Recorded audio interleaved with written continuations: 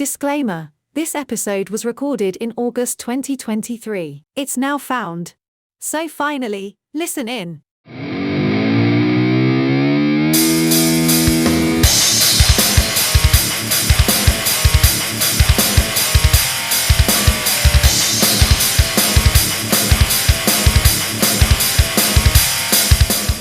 This is Horns Up. I'm Animesh. And I'm Peter.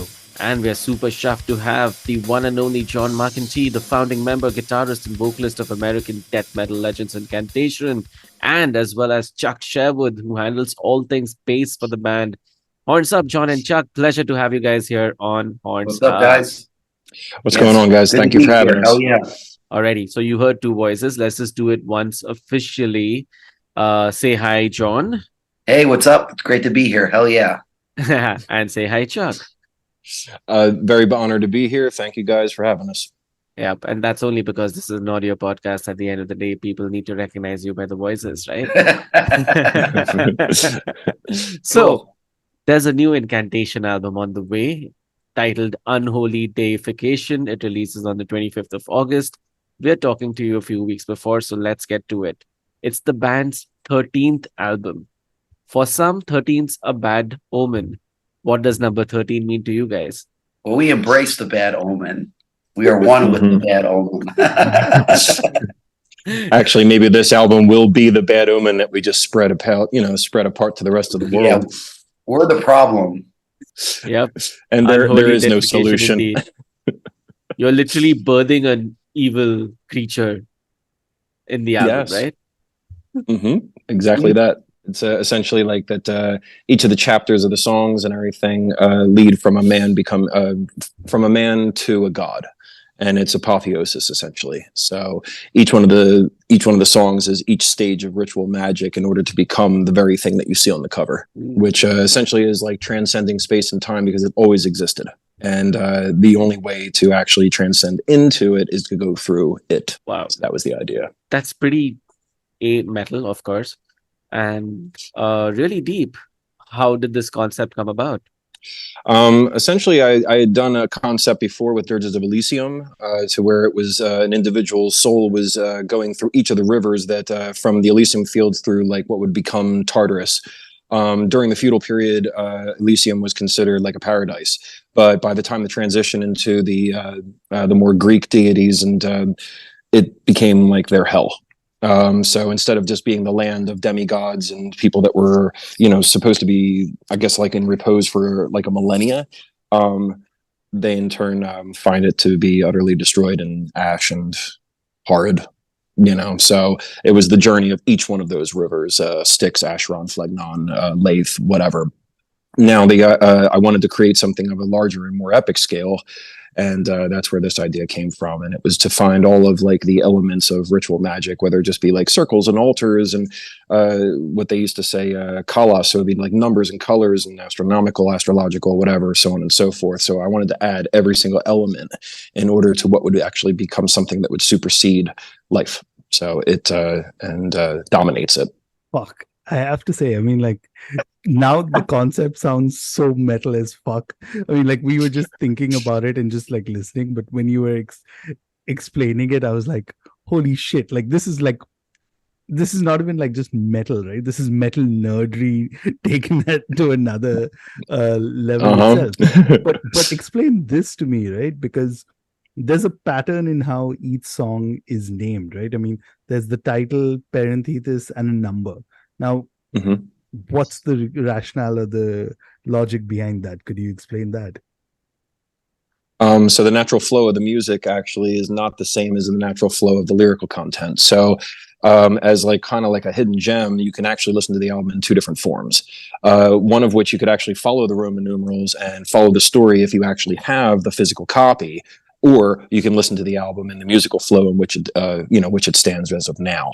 Another aspect of it is when you see like our first video for the single was Concordate, the offering. So that I'm sorry, not offering, concordat, the pact, and it literally just means that concordat in general is this man who's no longer willing to subsist on humanity, belief, ethics. He wants to transcend all of that. So he summons forth like a spectral entity, which will then become his guide to appeasing all of the elemental, all of the different forces that be to becoming. It's the very beginning of his journey. So. Once he seals this pact, it's the blood and their spectral blood forming a double helix, which is the very core of life. So it is the beginning of a new existence. Okay, so 2 listening orders depending on what you choose or what the listener chooses. We got the preview copy. I didn't rearrange in the order of the numbers that are suffixes on each title. I survived a purely entertaining 41 minutes of music. What happens if I play it in order? Do I unlock? The Bad helix. Does omen. it a bad omen? Do I give birth to an evil entity? Oh, wouldn't that be Be awesome? careful. Be careful. I mean, like, is it an incantation for? I mean, yeah, Oh, very cheesy. I see what you did puns. there. I know, right? But very cheesy puns. Is there a preferred order that we should be listening to the music? Not at all. It's just personal preference. I would say that the way that the album is musically, the way it stands right now, is the way that you should probably just listen to it like any other album. If you decide to go in deeper, then you'll hear it in a different way. John, did you guys like play around with this idea a bit more? Like, do loose ends magically connect if you play it in the other way? Oh, does it flow proper? Yeah, I mean, it just gives a different vibe, which I think is cool about the two having, the lyric, chapter versions of it and have the order that we have on it, because it does give a different experience. I mean, I've already heard from some people that, rearranged it in the Roman numeral number order, and it says the album, I think because of just the way it happened to sort out, it gives it more of a doomier vibe to the album, and this way that we have it gives it more of an aggressive vibe of the album. But I think it's just because the way the structure is now, on the actual album and CD, I think it's maybe front loaded more with more aggressive songs, and then some of the doomier stuff a little bit later on. But if you go in order of it, I guess it's more doomier stuff to start off. So it gives it almost like a somber way of looking at it, which I think is cool to be able to have people enjoy it in different ways. Like the hardcore people can really dig into it, and the casual listener could just listen to it the way it is, and it's perfectly fine. So it's kind of good to be able to cater to both sides without even trying. We're catering to the hardcore and the whatever, just the trendy or generic person listening to it, Oh shit. Peter, at the moment we're the trendier generic people. We need to right that wrong soon. I know what I'm doing on the weekend. Well, I'm basically telling you, if you don't want to be trendy, then listen to it the way of the chapters then, I mean, like, I've got a new adjective for the album, right? This is like poser crushing. Oh yeah, like see, it's all sides of the Yes, same coin, ain't it? But I mean, like, again, based on what we've heard so far, right, and just the limited time both Animesh and I've had the album, I could kind of resonate with this thing that came with the press release, and it's attributed to you, John. So I'd love you to shed some light on this, where the quote says, "Rage gives focus, which is why this album turned out the way it did." And please feel free to share as much as you can. What was the cause or causes of this rage? I think officially that comment might have been Chuck actually that said that. Yeah, I think I just got credit for it for some reason. Which no offense, Chuck. Oh no, you're good. I didn't go to the PR and just say I said that. That sounds cool. If both of you felt rage, let's hear both the sources. Come on. Yeah. No, it just I think we all felt like, even though the Sect of Our Divinities album did great for us, and what I think is a good album, we all felt that it was lacking in the aggressive, the more barbaric vibe of the band. It was a little more well produced and stuff. So, you know, I think when it was done, I know for myself, I was really frustrated with it because I wanted it to be more heavier, more brutal. Not the songs were good. It was just more production wise. I just wasn't happy with, but we were so burned out on that whole session of recording and trying to get it done that I think we lost a little bit of focus on trying to keep that grit in the recording and stuff. So this one, at least for myself, when I first started working on stuff, I was just really focused on trying to push myself, and just it was almost not even push myself, it was just a release that aggression that I had inside of me that I felt that Sect of All Divinities lacked. Because like I say all the time, is each album's an answer to the album that we've done before. So, I went right for kind of wanted to go right for the jugular, we'll say, with the songs. Like, 'cause I think like the earlier songs that we wrote was probably Chalice, and I can't think what was the first song on the album. I can't remember the name of it. Chuck probably knows offhand. Offerings. Offerings, yeah, I think Offerings. Yeah. Those were like the two that I kind of started coming up with first, because I really wanted to get the agenda way more over the top and aggressive, at least on my aspect to it. And then we kind of,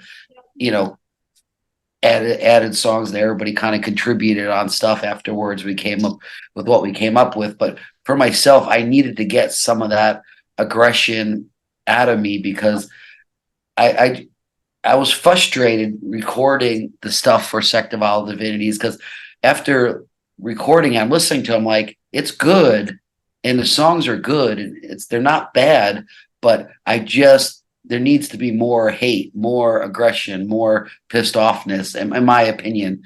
And we were able to accomplish that with this album.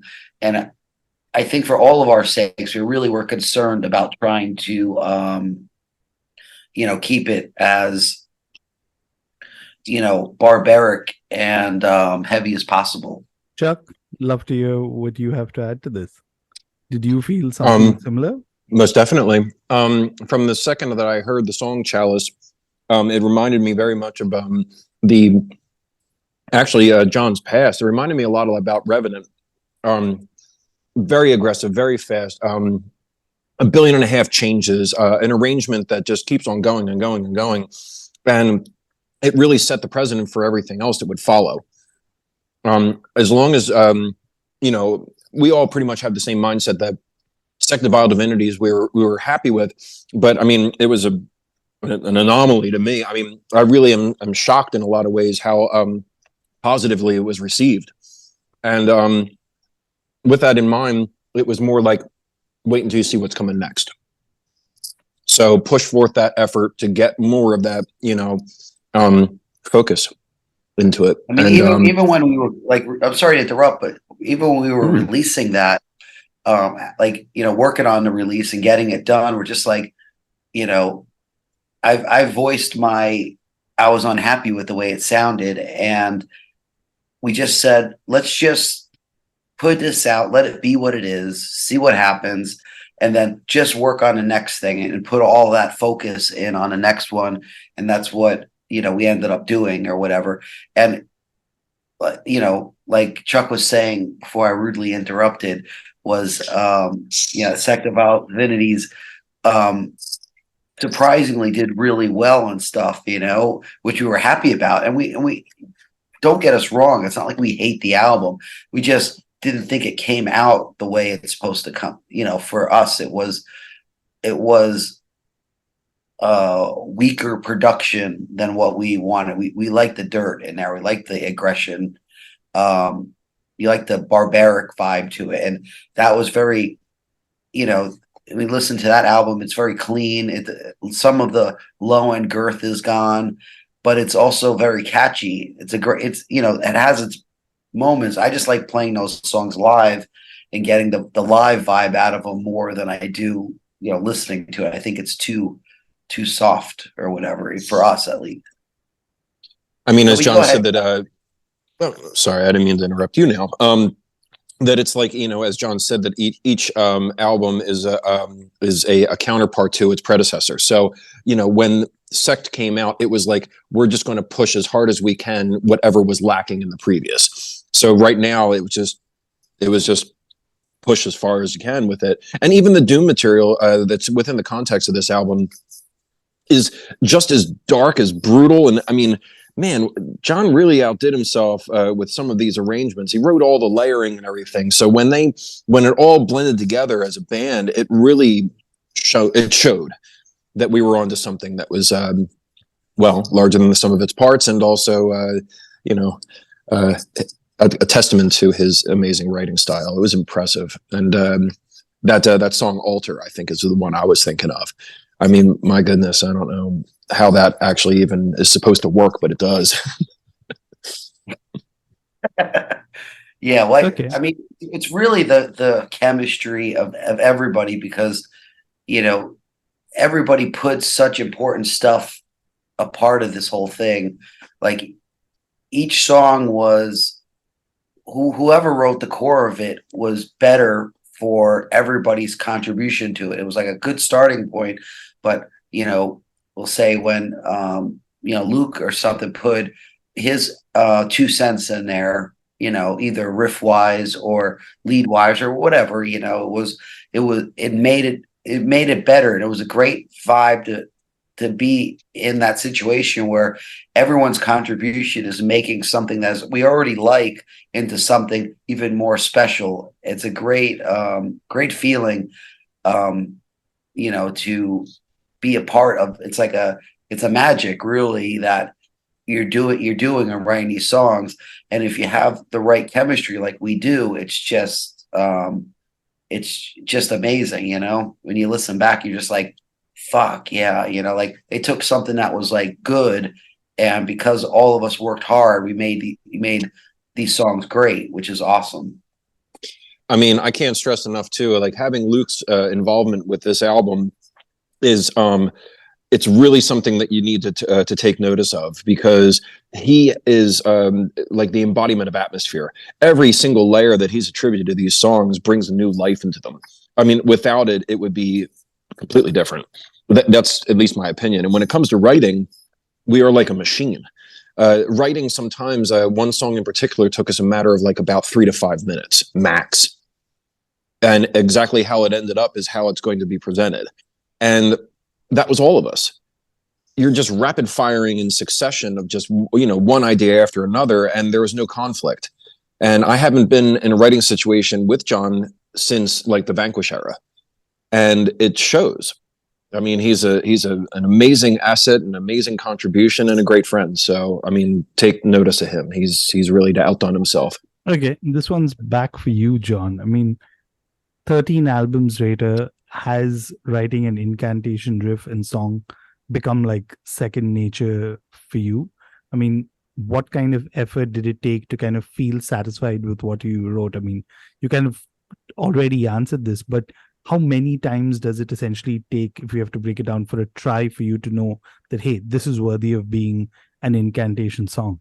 I don't know. You just kind of know. I mean, at this point in my songwriting career, songwriting has definitely become easier for me because I've learned how to focus. I mean, I can't say I learned how to. My brain trained itself to like express itself in music. So it's easier. It was different. Like early on writing stuff, it was more around fiddling around with the guitar and trying to come up with some cool riffs and cool shapes and stuff like that. And now it's more a mental game where I hum the riffs. I think of the riffs. an expression in the riffs. I try to translate those tones and those expressions into onto guitar and stuff. So in a way that makes it easier, because sometimes I could just have like the whole idea in my brain, and now it's just like, just let's try to figure out how to get this out.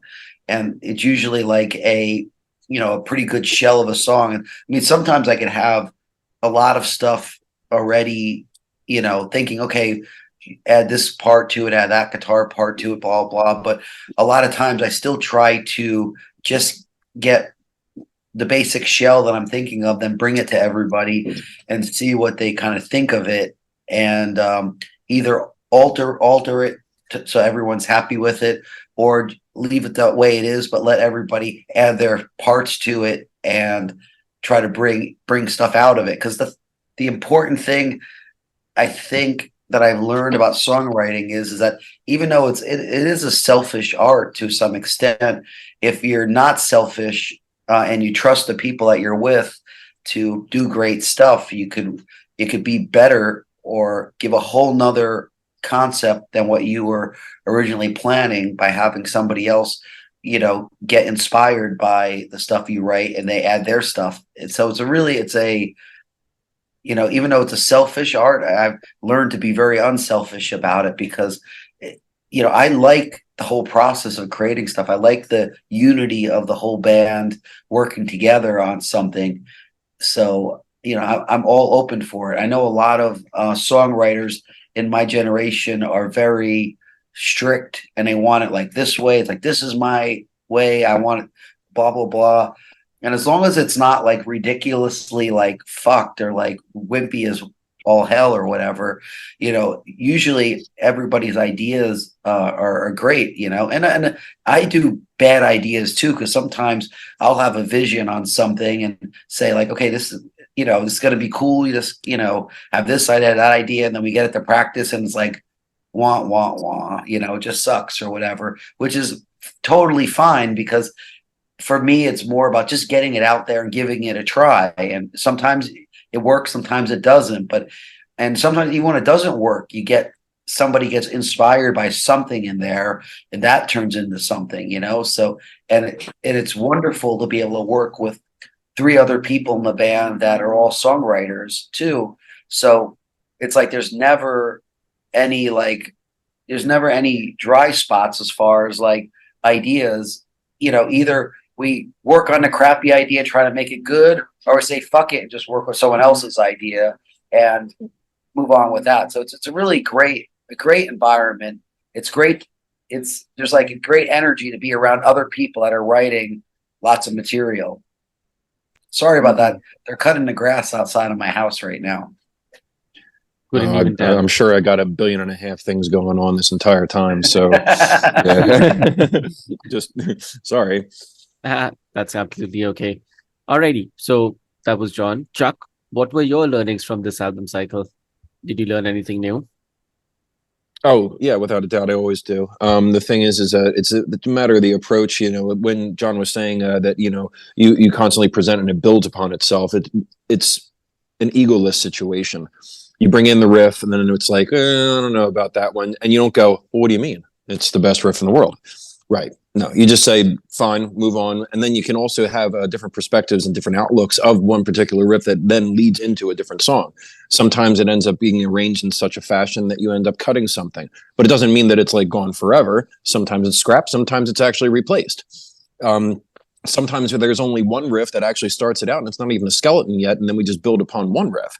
Other times, an entire form is done, and then there's really nothing to do to it. You never know what you're going to get presented with, but that's the joy of inspiration and stuff. It comes at that given moment, and that's what you get. I mean, we've done things where we could revision all the way up into the last moment, because we're still kind of going, I don't know about this, which is fine too. So it's always a learning experience. You never know what you're going to get. Yeah, that's true. I mean, I think that's a great point. But okay, let's kind of ask a more pointed question, right? What was, and this is open to either both of you, Chuck or John, what was the most challenging song to write on the record? Let's play that one. Come on. Fuck, I don't know. I thought they all kind of came together pretty easy. Yeah. Was there anything off the top? Okay, cool. So if they were all pretty easy to write, which two songs were the challenging ones to record? Well, Oh. And there something what's the I'm story missing, behind Chuck? them? I'm Was- sorry. Before sorry? that, Chuck, is there something? Was there one that was hard that I'm missing? I don't remember us going back in and re-editing like we did the last time. Did we have anything that was? We wrote like crazy. Yeah, indeed, but not this This time. one, it seemed pretty focused. Yeah, I mean, I think everything.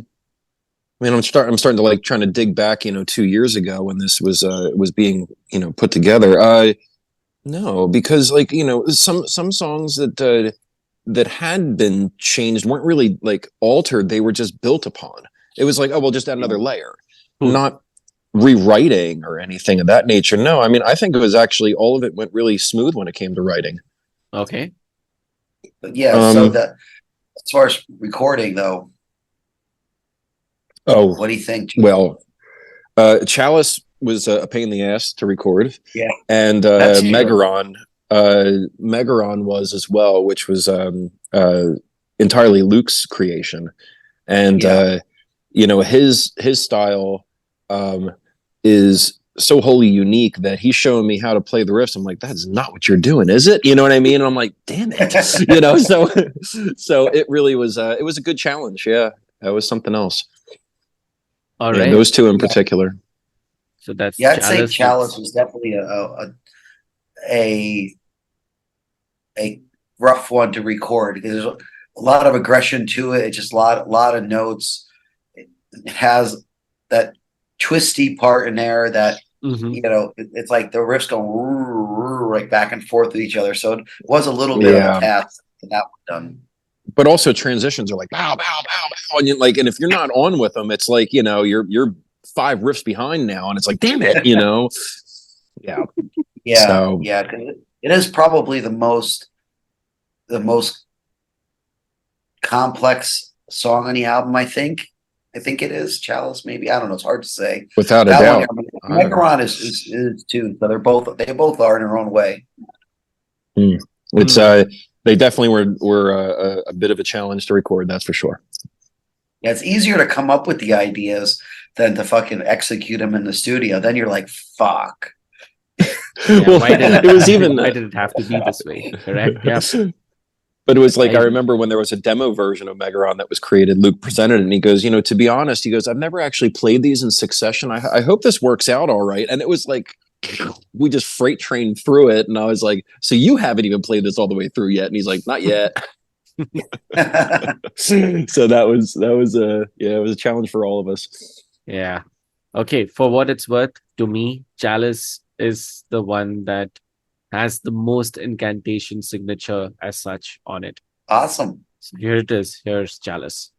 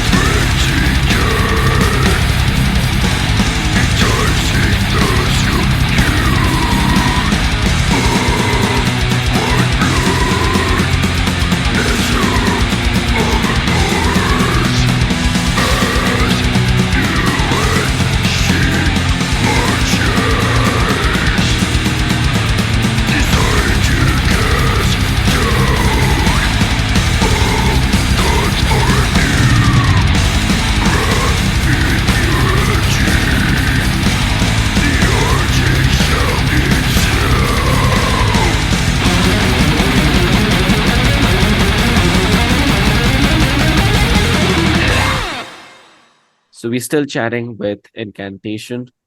Guys, technology has completely changed the recording and production process, right?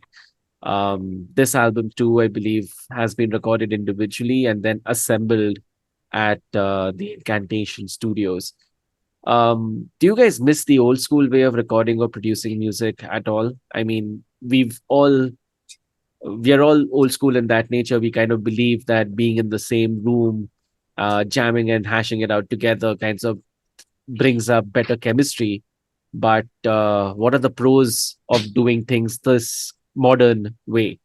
Both has its ups and downs, I guess, but like this way, all the basic tracks were recorded with at least myself, if not all of us, in the same room as Kyle on drums. So we are able to get like the basic tracks of the songs as a jam vibe. Like nothing was Oh, done okay. like no click tracks or nothing like that. It was all like in the room jamming. You just get the takes of the songs that you like, and then we build upon that version of the song kind of thing. So um you know, we want to keep the overall band jam kind of vibe to it. But of course, the luxury now is that if we could not stay in the studio for a month and record all of our parts. We could go to our home studios and finish up the guitar parts or any overdubs you have to do or anything like that. Mhm. So that was all really that's all really a good benefit. But another point, back in the old days when we would get basically a month in the studio we'd have a budget for, and we would just pound it out within a month. Everything, the recording, the all the tracking, and then all the mixing was done within a month's time. And Mhm. there is an awesomeness about doing like that because it's great to have everybody there and everyone's input on everything like right at the moment and stuff. But it's also an intense amount of pressure to have to perform in the studio under the clock like that, knowing that if you don't have a part down, that it's costing a shitload of money that doesn't need to be wasted. And also one of the problems is we would have like we'll say 3 weeks in the studio, a week off, then a week we would try to mix it. But sometimes it was just we'd either run over on our studio time or something would happen and there wouldn't be the proper break between mixing. So we would still be like burnt out as fuck by the time we're mixing. And it's like it's not the right time to mix an album when you just finished tracking it. You've been blasting music in your ear for a month of these songs. These songs, you get too connected to them. Every nuance.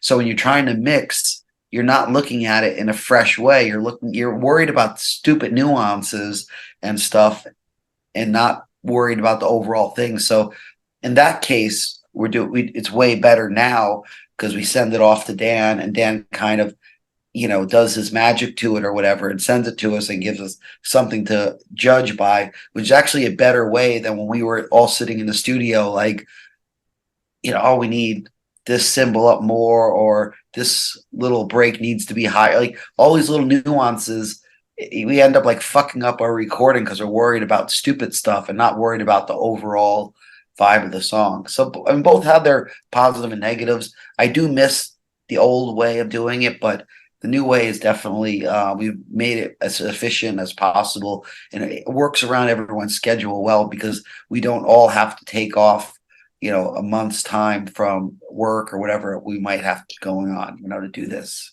Okay, and you just kind of touched upon this a bit, but I'm guessing you also do prefer working at your own pace because you have your own studio, right? So that added pressure sometimes kind of helps in, and you can always like take those breaks. Is that something that you enjoyed, like just having your own studio space Yeah, I now? mean, yeah, it's nice to be able to, if like sometimes you just don't have the mojo one day to do it. You'd be trying to record it and it's just not sounding good the way you want it. So you could just say, okay, fuck it. I'm just gonna try doing it tomorrow or do it later today.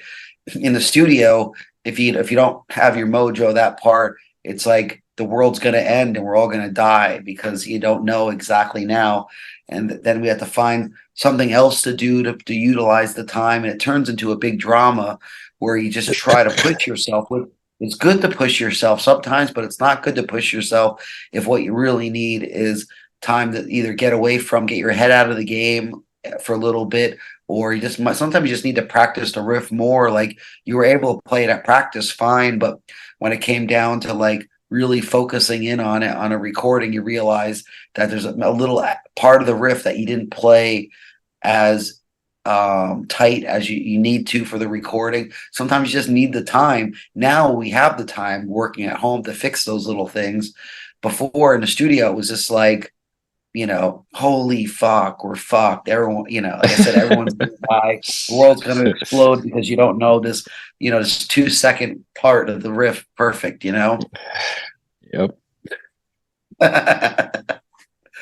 So yeah, I mean, I only had one studio experience with John. Actually, when we did Vanquish, we actually did record that live, and yeah, that was probably one of the single most nerve-wracking experiences. And especially being the first one, you just want to put your best foot forward, and it was just like, oh, that was tough. Every single step of the way could have been, ooh. I tried to warn you before going there. It's like, but you don't know the stress of going into a studio like that until you actually do it. And as soon as you start playing, you're just being like, what the fuck is that? That sucks. Yeah. Yeah. And it's like, you're trying in every way, shape, or form in order to make that part better, or, stay true to the way that you had practiced it originally. And everything just kind of goes in a billion different directions. And it's like, but time's ticking, hurry up, and yeah, that was certainly an experience. So now it is a lot less stressful, but what is it? Everybody's their own worst critic. So you listen to something, you're like, it sounds like shit, and you do it again and again and again and again and again. Yeah. But you have that ability to do so. That is a downfall to recording the stuff yourself, because you don't have someone saying, yeah, yes, that's good. It's like, that's it. Like, after I do it, I'm just like, it sucks. Let's do it again. Let's do it. Because even in the studio, when we were working with, in the studio doing albums, it's like at a certain point, the engineer or producer, whatever, would tell us, okay, you got it. That's good. And if it wasn't for him telling me that, I would just kept going and going and going, because I didn't think I had to take. So it's nice to have someone there to tell you that, but going in your own studio, you don't have that. So yeah, I think we probably spend more time tracking at home, but it's leisure time more, not leisure time, but it's on our schedule. So it doesn't seem as intense as far as the stress level goes, like in a studio. Sure. Okay, switching up to the live aspect, right? And we had to definitely ask you this question since we are based in India. John, you've performed in India before as part of Fenris. So yes, we kind of touched upon this before we hit record, but for the record, what will it take for an Incantation show to happen in India? It's really up to organization and timing. I mean, we finally got in touch with, I think, the proper promoter when we played Dubai to try to work something out. It's just trying to figure out the logistics. There's no doubt, and it's obvious to you guys and your listeners that, India is not the easiest place for bands to get to play, So it has to be like something that is economically feasible for, promoter in India to do, and also be able to fit in with our schedule, without costing us too much for doing it, because it is a part of the world that it's far from us. From Europe, it's still far, but from the US, it's like, it's probably the opposite side of the earth. So it has to be something where we could fit it in, say on, a full run of Asia, or if we somehow go to the Middle East again or something like that to play, that we could hop on over to India and do some stuff. But yeah, it's just going to take a lot of finagling, a lot of luck, and a lot of probably hard work from the promoter.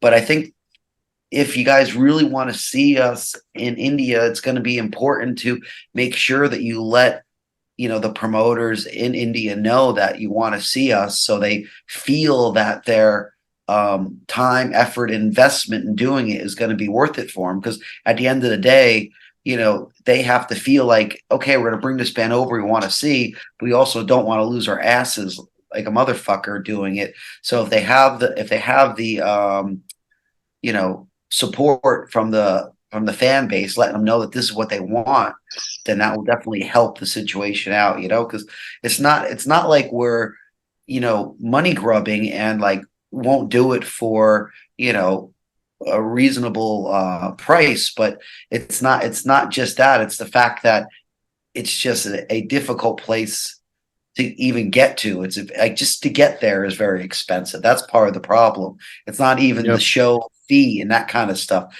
That's secondary. First, we got to find a way to afford it to get there. That sucks. So if we did something in, say, Asia, I don't know, if we were in Singapore, it would be probably reasonable to get there. Again, like in Dubai or Qatar, something's probably easy to get there, or someplace else in Asia. But, from the US to go there just for that, of course, it'd be awesome, but it's highly doubtful that it would have to be almost connected to something else, I think. Thank you so much for taking some time out and chatting with us. It's been an absolute pleasure. I wish we had more time, but unfortunately, maybe not this time around. But yeah, if you ever want, just feel free to get in touch, and hopefully we can do this again sometime. Hopefully we could do this right before we play India. Yeah, that sounds like a plan. That sounds like a plan. Awesome. Everyone else, check out Unholy Deification. It's on Relapse. It's coming to you August 25th, 2023. And then let us know what you thought about it. As always, you can catch us on hornsupod.com or on Twitter @hornsupod. I'm on Twitter. Sorry, we should be calling that X now, or whatever the fuck it's called. Yeah. Right? Whatever. I'm on that @Asmoani. I'm at Trend Crusher. And this was Horns Up. Horns up, everyone. Hell yeah.